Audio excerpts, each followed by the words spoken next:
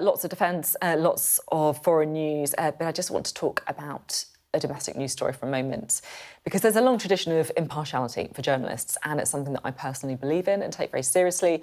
But it is also fair and right that for every one of us, there are also issues we care about more deeply than others. You know, things we feel strongly about, things that make us want to get out of bed in the morning. And for me, the one area that I probably care about more than any other is education, because everything starts with education. In my view, it's the key to a better society.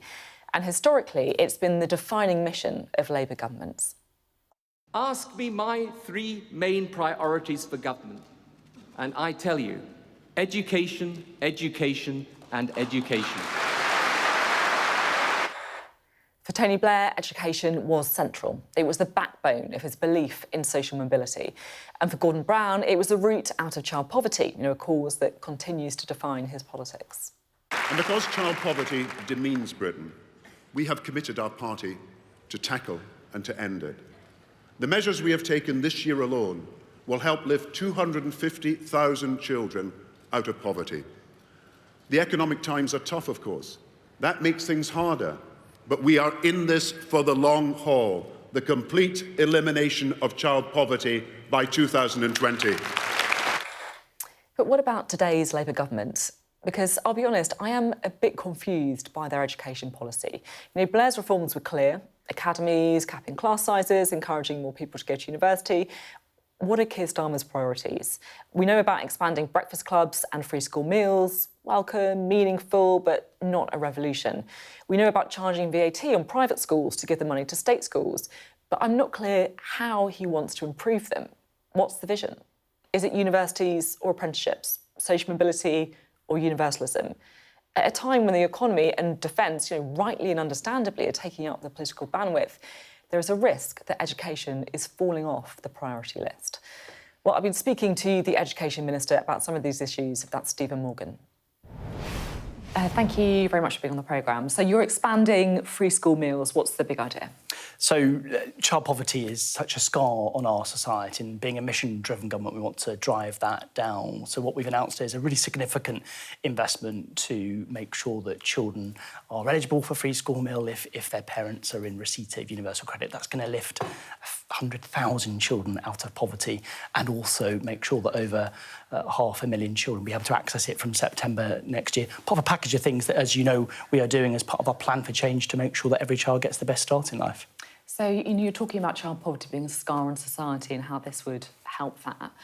I guess my question, if it is so important, then why is this not coming in until September 2026? 15 months seems like a long time to wait. So obviously we'll be setting out an ambitious child poverty strategy later this year, as I said in the House earlier today, and Bridget Phillipson's obviously set out some of the other measures that we are taking in terms of breakfast clubs, our rollout of childcare entitlement. Because you've said how important it is. No, you're absolutely right, and we've got to get this right, and obviously some of this change is significant, and therefore we've got to work with schools and early years settings that are eligible, and indeed further education settings. So it's a logistical thing rather than a money thing. It's just practical reason. It's the practical, getting the, making sure they've got a catering company in place and all that kind of stuff. Significant uplift in the number of children that will be eligible. We've got to get it right, and that's why we want to work with the sector to make it as successful as possible. You've talked about child poverty, saying that this would lift 100,000 out of poverty. Gordon Brown, someone who's obviously talked a lot about this, has welcomed it, which I'm sure you're happy about. I visited a food bank with Gordon Brown a couple of weeks ago, and the one thing that he was talking about when it comes to child poverty was the two-child benefit cap. He said it's discriminatory, it's unfair. If you're worried about child poverty, isn't that what you need to be targeting? Well, we've been listening really carefully to what stakeholders have told us. We've had a whole series of discussions, really helpful discussions, in that child poverty task force that Bridget and Liz Kendall lead on. That will conclude later this year. I want to make sure we're using all the levers of government to reduce child poverty. That includes measures on housing, on the measures that I am responsible for around childcare and schools. I understand what you're saying about waiting for the review to come in, for the task force to report back. But you say say this would lift 100,000 out of child poverty. But, campaigners say that the two-child benefit cap would lift 350,000 children out of poverty. That is the thing you should be in a rush for, isn't it? Well, we will set out more details in due course. I've heard loud and clear that message. I've heard that one before. But obviously, we want to make sure it's really ambitious and it's a costed proposal and we get it right. And that's why we'll be setting out more details as soon as we possibly can. It does sound like it's something you're looking at, though, that it's going to change. Yeah, absolutely. And Bridget's already set that out, I think, in media today. So we are, of course, awaiting the spending review next week. Education is what's known as an unprotected area, so it could face cuts. Are you worried?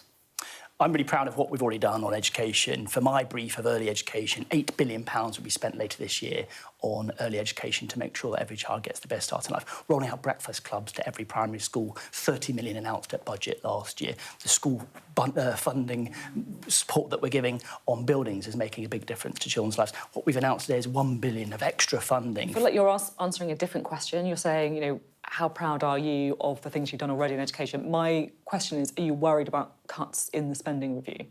On my brief, there's lots of things we're already doing and we're getting on and delivering those. We're prioritising early years in our existing education budgets, and that's going to make sure that hundreds of thousands of more children will benefit from early education at the start of their life. The question is, you're worried about cuts in the spending review? I'm focused on delivering for our country. We've been talking closely with Treasury colleagues to make sure we've got the money that we need to deliver our ambitions to improve life chances for every child. Do you know what's in it? Is it or are you just You have to wait till next Wednesday, I'm afraid. I know I do, unfortunately. I'd love it if I could, get the link today. But do you actually know, or is it all kind of kept under wraps? You don't have to tell me, but do you actually know what's in it? Obviously, I've fed into the process, and Yeah. obviously things are being finalised. Really looking forward to hearing the Chancellor of Exchequer announcing what's in it next week. But genuinely, I'm actually quite curious. Do you know before, is in the department? Of course, or I do you know some of the things that we've put forward, Yeah. but obviously I will wait and see what the Chancellor has to say when she sat down next Wednesday. We said that education is an unprotected area. Labour has a proud record of prioritising education. Tony Blair, Gordon Brown. Really, it feels like this was the priority for them above all else. What does it say about this current Labour government that education isn't a protected department? Well, we're a child-centred government and we're putting education back at the heart of national life, and that's so why... why is it, but it's not a protected department. You can understand the point that I'm making, right? But what I want to make is the point that actually we're introducing breakfast clubs to every primary school in our country. We're improving mental health support in every school. We're rolling out 30 hours of funded childcare a week for eligible parents. I really don't want to, negate these things which are important. But if you look at the amount of oxygen that defence spending, for example, has taken, it would be very easy to think that, everyone's talking about defence spending. We know that NHS is a protected department. Where's education in this? Well, we've put extra money into school buildings, as we announced at budget last year. We've increased school pupil premium funding by £3 billion last year as well. The money is going in, but... The IFS says that there could be a 20% cut across things like adult education. We're putting money in, we're setting out what our priorities are. More announcements will come out next week in the spending review. They also say apprenticeships are under intense pressure. When Beth Rigby spoke to the Manchester Mayor, Andy Burnham, this week, he said that Labour hasn't spoken properly to people who want alternatives to the university route.